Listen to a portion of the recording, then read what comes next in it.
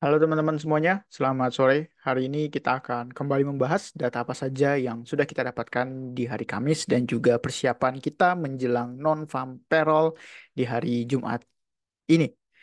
Langsung saja kita lihat di dalam kalender ekonomi, baru saja kita mendapatkan BOE interest rate decision yang sudah melakukan pemangkasan suku bunga sebesar 25 basis point dari 5,25 menjadi 5%.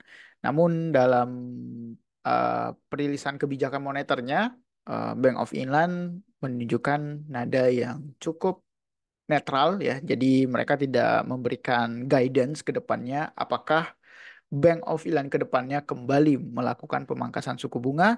Mereka masih melihat data by data seperti statement US dollar di hari Kamis ya. Namun kalau kita lihat dari sini MPC forward cut di sini menunjukkan adanya perubahan dari 2,9 yang cut sudah mengalami peningkatan ya dari jadi 5,9. Kemudian yang high sudah tidak ada lagi yang tidak berubah jadi 7,9 ke 4,7 ya. Jadi adanya perpindahan. Nah, untuk Bank of England sebenarnya pada saat perilisan kebijakan moneter ini tidak cukup bergerak bearish ya. Mengapa? Karena Bank of Finland masih membutuhkan data-data untuk kedepannya sejalan dengan US dollar. Nah, kalau kita lihat kembali dari ISM Manufacturing US di sini menunjukkan adanya perlemahan dari 48,5 menjadi 46,8 dan di hari Jumat ditutup oleh nilai non-farm payroll di Amerika di jam 7.30 nanti. Di sini adanya pasar memproyeksikan adanya penurunan dari 206 menjadi 175. Kemudian average hourly earning month over month menunjukkan adanya stagnan dan average hourly year on year menunjukkan adanya perlemahan. Ini artinya apa? Apabila data non-farm payroll menunjukkan adanya pelemahan, maka bearish untuk US dollar dan Powell akan menyesuaikan rate decision-nya di bulan September. Kurang lebih seperti itu kalau kita lihat dari data dan ini sedikit recap ya dari macrodos ya ini cukup bagus yang dimana teman-teman bisa baca bahwa Federal Reserve memutuskan untuk menahan suku bunganya dan dia sudah held held rate steady for 8 consecutive meeting ya. Jadi sudah hampir 8 kali the Fed menahan suku bunganya. Apakah di bulan September akan terjadi cut atau tidak? Dan pertanyaannya sekarang seberapa rendah nilai nilai seberapa rendah data yang kita dapatkan untuk kedepannya. Kita tahu bahwa bulan Agustus dan September kita akan banyak mendapatkan dua data non-farm payroll dan dua data inflasi. Ya, jadi masih banyak ruang gerak kita untuk bisa menganalisa ke depannya. Yang jadi pertanyaannya sekarang adalah kapan timing kita untuk masuk di dalam pasar? Apakah pada saat NFP nanti atau justru di minggu depan pada saat inflasi? Ya, itu semua baru saja kita bisa simpulkan berdasarkan teknikal yang ada. Dan juga di sini Bank of Jepang ya, terakhir sudah menaikkan suku bunganya di 15 basis point ya dari 0,5 ke 0,25. This is a further step away from their ultra loose monetary policy ya. Jadi di tahun lalu Bank of Japan masih masih melakukan bond buying-nya atau mereka masih mencetak duitnya di dalam negaranya. Jadi tapi saat ini mereka sudah menghentikan atau mereduce ya purchasing of Jepang-nya di 50% by satu Q26 ya.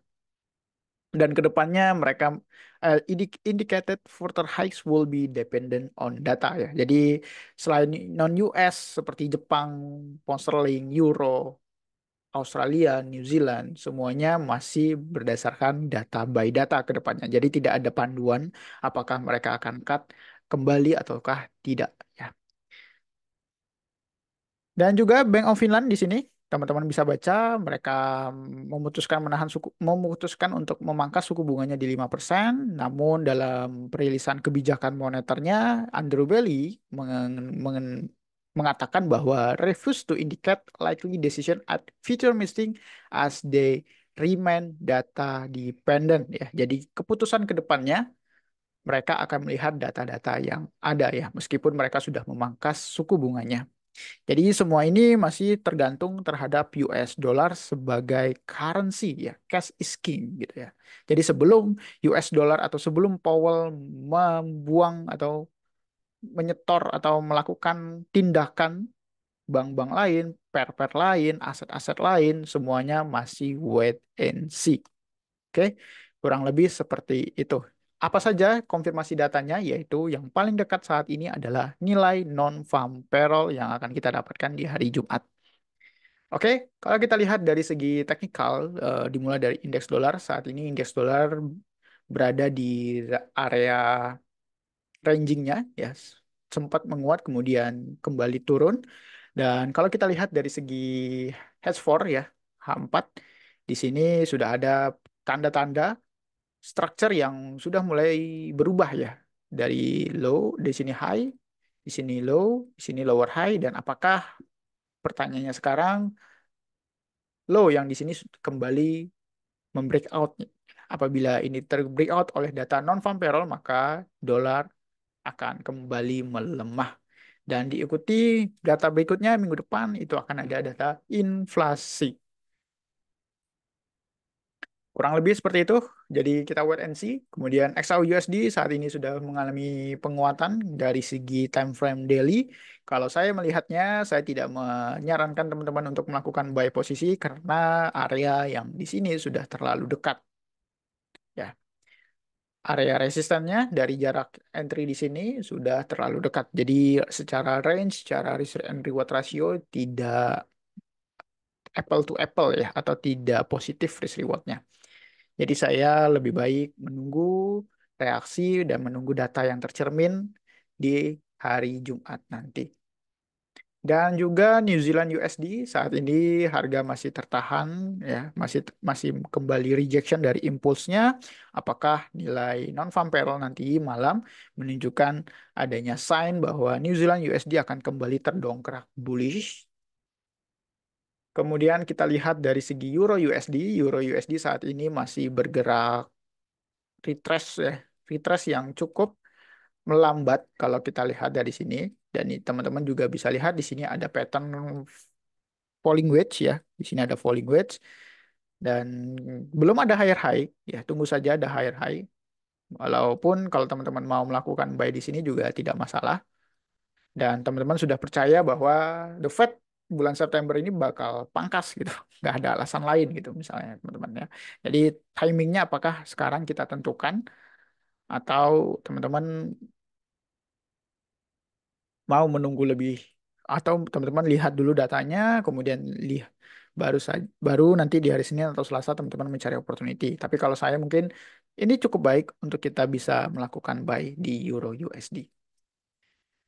Kemudian kita rotasi aset terhadap cross pair ya, seperti pound sterling kita coba lihat ya. Pound sterling Swiss franc di sini masih menunjukkan adanya pressure yang sangat signifikan. Namun pressure yang seperti ini saya tidak menyarankan untuk melakukan posisi. Kemudian pulse lingkat masih berada di impulsifnya, kemudian breakout di area support di sini. Namun kalau saya lihat dari secara structure ini tidak menarik untuk kita melakukan trade posisi.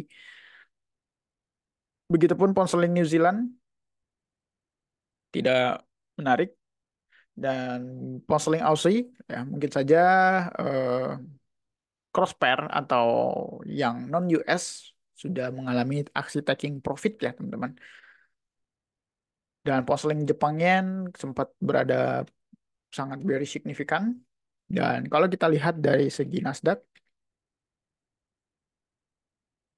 nah kalau Nasdaq saat ini harga sempat bullish kemudian break kembali, break ke arah bawah, tertahan di area resisten di sini.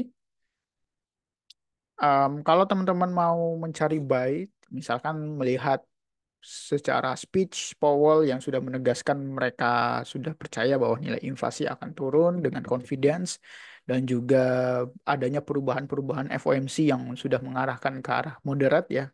Pernyataannya juga cukup dovish.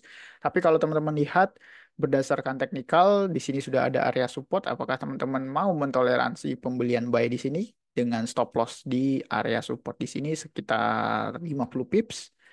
Kemudian TP-nya ada di sini, sekitar 2000 pips. Ya, kalau misalkan teman-teman mau meresikokannya ya silahkan. Tapi kalau untuk saya lebih baik menunggu break and retest. Itu jauh lebih aman ya. Oke, mungkin itu aja yang bisa saya share pada teman-teman semua. Coba kita lihat Dow Jones terakhir. Nah, Dow Jones saat ini sempat break, sempat sampai all time high kemarin.